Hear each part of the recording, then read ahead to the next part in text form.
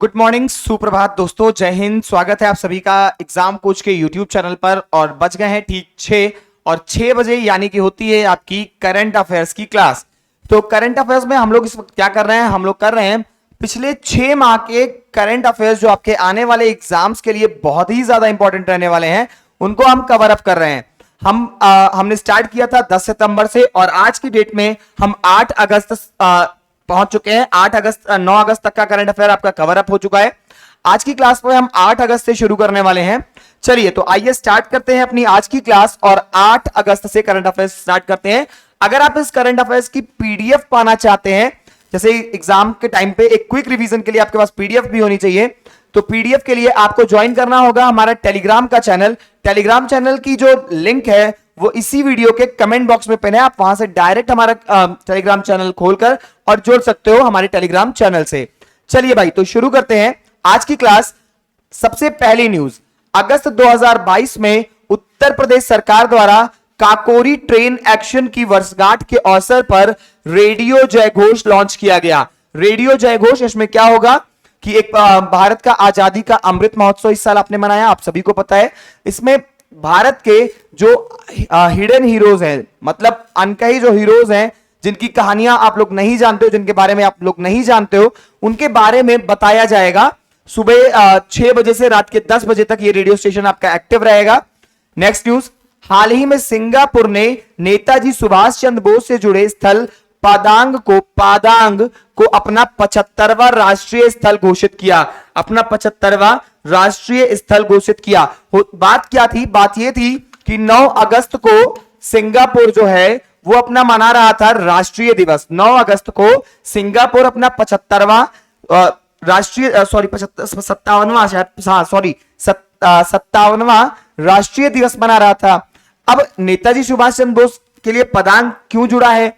तो नेताजी जो सुभाष चंद्र बोस जी हैं, इन्होंने दिल्ली चलो नारा, दिल्ली चलो जो नारा है वो यहीं से दिया था, पदांग से ही दिया था। जुलाई 1943 में, जुलाई 1943 में दिल्ली चलो नारा यहीं से दिया था। किसने दिया था? नेताजी सुभाष चंद्र बोस ने दिया था। तो इसीलिए पदांग जो जगह है वो उनसे जुड़ी हुई है और इसको सिंगापुर ने अपना 75वां राष्ट्रीय स्थल भी घोषित कर दिया।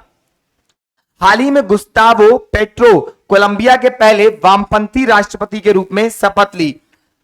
कौन है? तो आपके हैं गुस्तावो पेट्रो, कोलंबिया के पहले वामपंथी राष्ट्रपति बने। तो कोलंबिया की राजधानी क्या होगी बेटा? कोलंबिया की राजधानी है आपका बोगोटा। बोगोटा यहां की राजधानी है। और करेंसी आपसे कभी पूछता है तो इसकी करेंसी होती है कोलंबियन पीसो। कोलंबियन पीसो जो है वो इसकी करेंसी है। वामपंथी क्या होते हैं बेटा? ये भी जान लो, ये शब्द भी इंपॉर्टेंट है। तो वामपंथी वे लोग होते हैं जो इक्वेलिटी समाज में लाने के बारे में बात करते हैं, चाहे वो आर्थिक हो, चाहे वो जातीय आधार पर हो। तो ये सबको बराबरी पे लाने में विश्वास रखते हैं। तो कोलंबिया के गुस्तावो पेट्रो कोलंबिया के पहले वामपंथी राष्ट्रपति के रूप में शपथ ली। जो आपके वामपंथी होते हैं इनको लेफ्ट फ्रंट या लेफ्ट साइड ही ऐसे कुछ लेफ्ट फ्रंट बोलते हैं, ठीक है। तो बाकी आप कोलंबिया की राजधानी बोगोटा और इसकी करेंसी क्या है? कोलंबियन पीसो। नेक्स्ट पे चलेंगे। हाल ही में 2022 का मिस इंडिया यूएसए का खिताब आर्या वाल्वेकर ने जीता है। किसने जीता है? आर्या वाल्वेकर ने जीता है। ये मात्र अभी 18 साल की हैं, 18 साल की हैं और वर्जीनिया की रहने वाली हैं। वर्जीनिया की रहने वाली है आपकी आर्या वाल्वेकर। इन्होंने हाल ही में 2022 का मिस इंडिया यूएसए का खिताब जीता है। 8 अगस्त 2022 को अगस्त क्रांति या भारत छोड़ो आंदोलन की 80वीं वर्षगांठ मनाई गई। 80 साल पहले आपका क्या हुआ था? भारत छोड़ो आंदोलन हुआ था। कब हुआ था? 8 अगस्त 1942 को आपका भारत छोड़ो आंदोलन आयोजित हुआ था। महात्मा गांधी जिसमें मेन फ्रंट लीडर थे, महात्मा गांधी जी इसके नेता थे, ठीक है। तो भारत छोड़ो आंदोलन कब हुआ था? 8 अगस्त 1942 को हुआ था। 8 अगस्त को राष्ट्रमंडल खेल 2022 के समापन समारोह में भारतीय दल का नेतृत्व अचंत शरत कमल और निकहत जरीन ने किया था। किसने किया था? अचंत शरत कमल। अचंत शरत कमल जो हैं ये टेबल टेनिस के प्लेयर हैं और इस बार के जो कॉमनवेल्थ गेम्स हुए थे उसमें इन्होंने गोल्ड मेडल जीता था। और जो आपकी निकात जरीन जी हैं, ये बॉक्सिंग के खेल से संबंधित हैं, बॉक्सिंग के खेल से संबंधित हैं, और इन दोनों के दोनों ने इस बार गोल्ड मेडल जीता था, भारत के लिए गोल्ड मेडल जीता था। और लास्ट में जो फ्लैग आपका लेकर के चलना होता है, भारत का झंडा संभालना होता है, तो समापन समारोह में इनको जिम्मेदारी दी गई थी भारत का झंडा संभालने की। चलिए भाई, तो ये हो गई बात आपके कॉमनवेल्थ गेम्स की, कॉमनवेल्थ गेम्स की, ठीक है। अब आगे बात करते हैं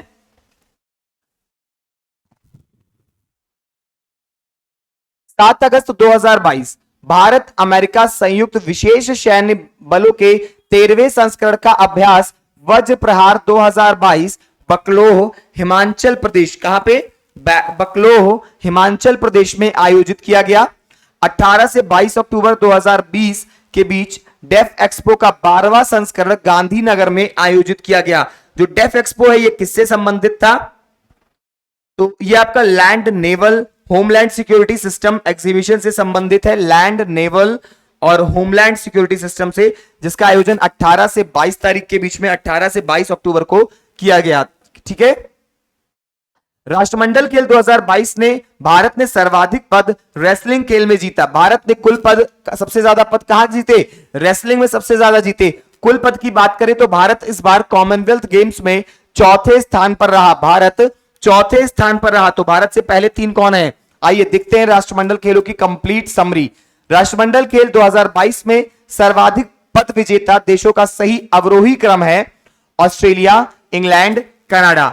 ऑस्ट्रेलिया ने 67 गोल्ड, 57 सिल्वर, 54 ब्रॉन्ज और टोटल 178 मेडल जीते हैं। इंग्लैंड ने 57 gold, 66 silver, 53 bronze, total 176 medal जीते। कनाडा ने 26 गोल्ड, 32 सिल्वर एंड 34 ब्रॉन्ज यानी कि टोटल 92 मेडल जीते। राष्ट्रमंडल खेल में 2022 में भारत ने 22 स्वर्ण, भारत ने 22 गोल्ड, 16 रजत, 23 कांस्य के साथ कुल 61 पदक जीते हैं और तालिका में चौथे स्थान पर रहा। मैंने आपको पहले ही बताया कि भारत 4th प्लेस होल्ड करता है ऑस्ट्रेलिया, इंग्लैंड और कनाडा के बाद। ऑस्ट्रेलिया, इंग्लैंड और कनाडा के बाद भारत का नंबर रहता है इस बार कॉमनवेल्थ गेम्स में चौथे स्थान पर। 6 अगस्त 2022 राष्ट्रमंडल खेल 2022 में बैडमिंटन खिलाड़ी पीवी सिंधु ने गोल्ड पदक जीता है। राष्ट्रमंडल खेल 2022 में बैडमिंटन खिलाड़ी पीवी सिंधु ने गोल्ड मेडल जीता। हाल ही में शतरंज खिलाड़ी वी प्रणव भारत के 75th ग्रैंड मास्टर बने हैं।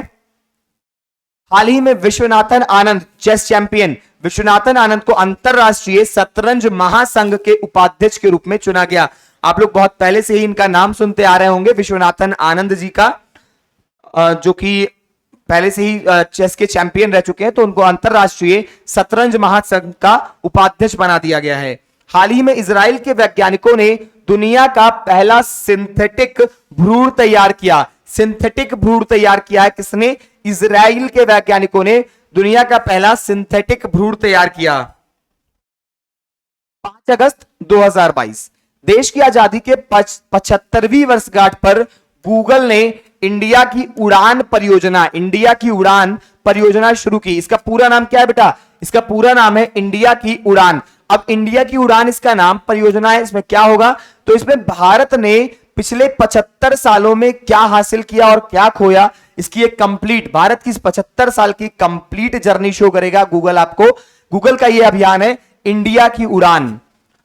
भारत की पहली पूर्ण डिजिटल लोक अदालत का आयोजन राजस्थान और महाराष्ट्र में किया जाएगा। राजस्थान और महाराष्ट्र में किया जाएगा। 13 अगस्त को यह लोक अदालत पहली बार काम की है। 13 अगस्त को यह लोक अदालत पहली बार काम किया है। कंप्लीटली डिजिटल माध्यम से यह अदालत चली राजस्थान और महाराष्ट्र में।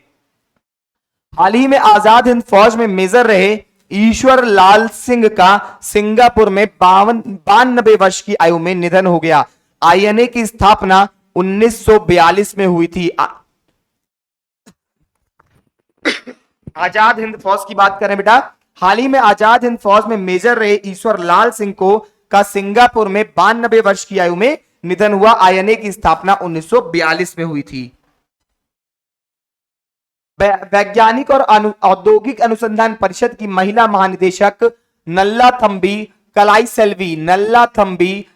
सेल्वी बनी है। वैज्ञानिक और औद्योगिक अनुसंधान परिषद की पहली महानिदेशक नल्लाथम्बी कलाई सेल्वी बनी है। ठीक है। 5 अगस्त 2022 को पीयूष गोयल ने एक जिला एक उत्पाद उपहार सूची के डिजिटल संस्करण का अनावरण किया है। कब किया? 5 अगस्त 2022 को किया है। पीयूष गोयल ने किया है कि हर जिले से अब एक चीज का उत्पादन होगा, एक जिला एक उत्पाद, मतलब हर जिले को वो एक प्रोडक्ट के लिए फेमस किया जाएगा। आगे बढ़ेंगे। 4 अगस्त 2022 हाल ही में तिब्बती धर्मगुरु दलाई लामा को लद्दाख के सर्वोच्च नागरिक सम्मान डीपाल आरएनजीम डस्टन पुरस्कार से सम्मानित किया गया, जो कि आपका लद्दाख का सर्वोच्च पुरस्कार है। तो याद रखिएगा कि अगर पूछता है आपसे क्वेश्चन कि दलाई लामा को किस पुरस्कार लद्दाख ने किस सर्वोच्च सम्मान से सम्मानित किया गया, तो डीपाल आरएनजीम डस्टन पुरस्कार से सम्मानित किया गया। हाल ही में जगदीप धनखड़ भारत के 16th उपराष्ट्रपति चुने गए हैं। नाम याद रखिएगा, इंपॉर्टेंट है, आपके वाइस प्रेसिडेंट हैं तो बहुत इंपॉर्टेंट नाम रहेगा। जगदीप धनखड़ भारत के 16th नंबर के उपराष्ट्रपति चुने गए हैं। हाल ही में उत्तर प्रदेश सरकार ने किसानों की आय दोगुनी करने के लक्ष्य को प्राप्त करने के लिए पंचामृत योजना शुरू की है। कौन सी योजना? वैसे भी पंचामृत आप लोगों को इतना अच्छा लगता है, जब कथा होती है ना तो पंचामृत के लिए सब लोग इंतजार करते हो, तो वैसे ही उत्तर प्रदेश सरकार ने किसानों की आय को दुगुनी करने के लक्ष्य से पंचामृत योजना की शुरुआत किया। तो किसानों की आय को दुगुनी करने के लिए कौन सी योजना की शुरुआत हुई? कमेंट करके बताओ, जल्दी से कमेंट करके बताओ कि किसानों की आय को दोगुनी करने के लिए किस योजना की शुरुआत हुई, जल्दी से बताओ। देखते हैं किसका कितना ध्यान रहता है। अरे भाई, पंचामृत योजना। नेक्स्ट पे चलते हैं। हाल ही में भारत का पहला हिमालयन मसाला उद्यान का उद्घाटन रानीखेत उत्तराखंड में किया गया। हिमालयन मसाला उद्यान का उद्घाटन कहां पे हुआ है? रानीखेत उत्तराखंड में हुआ है। ठीक है, पहाड़ी मसाले। 3 अगस्त 2022 हाल ही में अरुणाचल प्रदेश सरकार ने निर्माणाधीन होलोंगी ग्रीनफील्ड हवाई अड्डे का नाम डोनी पोलो हवाई अड्डा रखा है। अभी निर्माणाधीन ही है और तब भी इसका नाम 2 बार बदल चुका। ठीक है, भले ही निर्माणाधीन है तो क्या हुआ भाई, नाम तो बदल सकते थे ना। तो याद रखना कि अरुणाचल प्रदेश की सरकार ने निर्माणाधीन जो है आपका होलोंगी ग्रीनफील्ड हवाई अड्डा, उसका नाम अब ये नहीं रहा, इसका नाम हुआ करता था, अब इसका नाम क्या हो गया? डोनी पोलो हवाई अड्डा। पहले क्या था? होलोंगी ग्रीनफील्ड हवाई अड्डा। अगस्त 2022 में चीन ने एक स्थलीय परिस्थितिकी तंत्र का अवलोकन उपग्रह लॉन्च किया। अगस्त 2022 में किसने किया है? चीन ने किया है। एक स्थलीय परिस्थितिकी तंत्र अवलोकन उपग्रह लॉन्च किया है।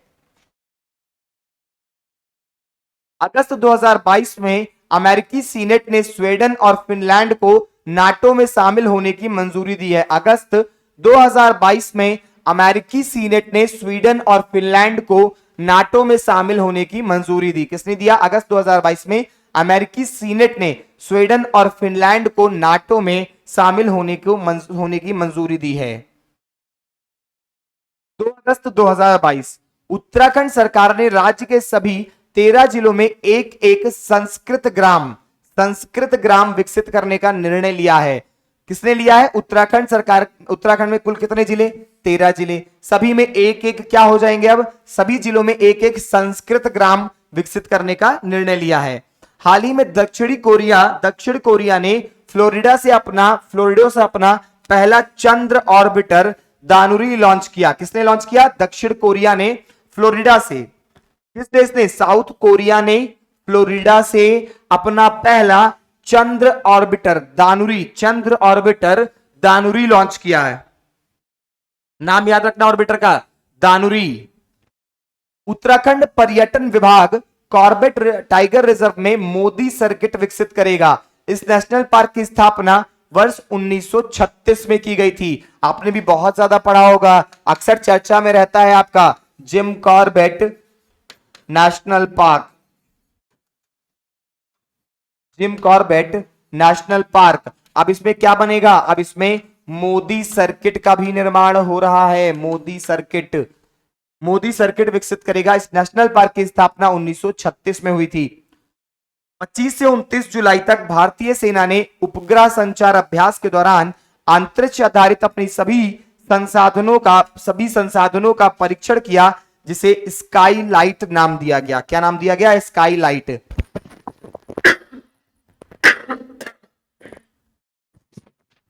25 से 29 जुलाई तक भारतीय सेना ने उपग्रह संचार अभ्यास के दौरान अंतरिक्ष आधारित अपने सभी संसाधनों का परीक्षण किया, जिसे स्काईलाइट नाम दिया गया।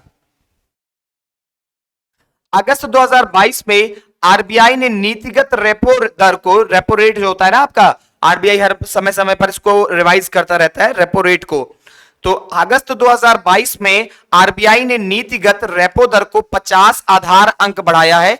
इसके साथ ही रेपो रेट जो है वो 5.4% हो गया है। अगस्त 2022 में केंद्र सरकार ने सुरेश एन पटेल को केंद्रीय सतर्कता आयोग का नया प्रमुख नियुक्त किया गया। सतर्कता आयोग का नया प्रमुख नियुक्त किया गया। अगस्त 2022 में केंद्र सरकार ने सुरेश एन पटेल को केंद्रीय सतर्कता आयोग का नया प्रमुख नियुक्त किया गया। 1 अगस्त 2022 हाल ही में भारतीय प्रतिभूति और विनिमय बोर्ड सेबी ने विदेशी निवेश को बढ़ावा देने के लिए केवी सुब्रमण्यम की अध्यक्षता में 15 सदस्यों के विशेषज्ञ समूह गठित किया है। फॉरेन इन्वेस्टमेंट को, किसको? विदेशी निवेश, फॉरेन इन्वेस्टमेंट को बढ़ावा देने के लिए केवी सुब्रमण्यम की अध्यक्षता में 15 लोगों की एक टीम गठित की गई है, जो मतलब लोग विदेशों में लोगों को समझाएंगे कि भारत में इन्वेस्ट करने से आपका क्या फायदा होने वाला है। हाल ही में अंडर 20 सैफ फुटबॉल का खिताब भारत ने जीता।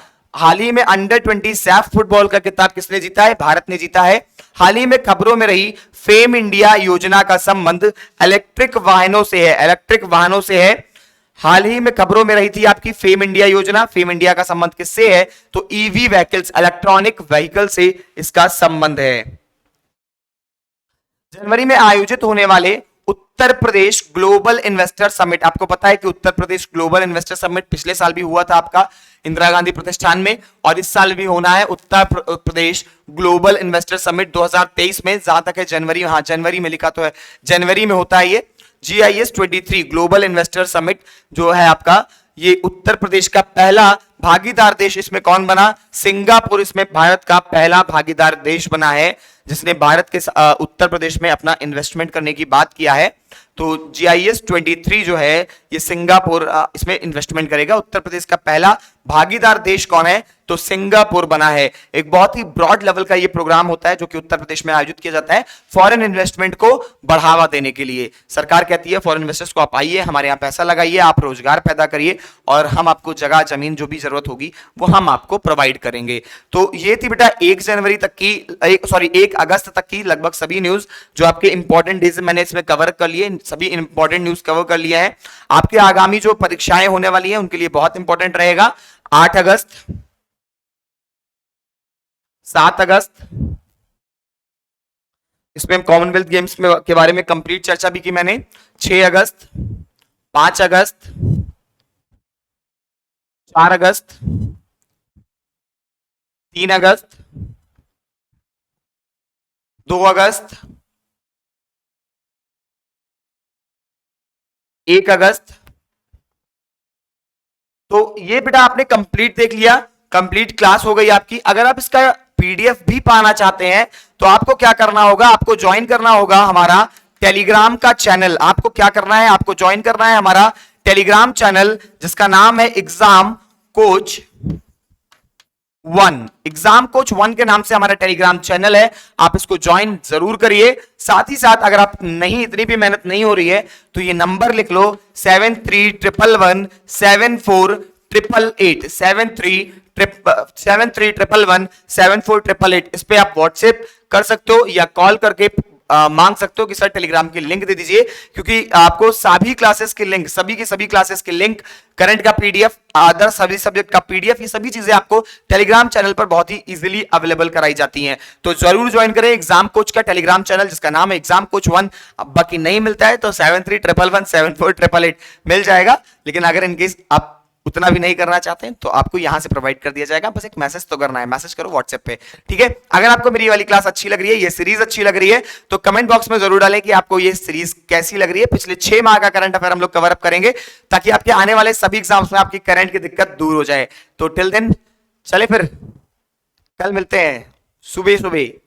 बाय बाय, जय हिंद, जय भारत, जल्दी उठा करो।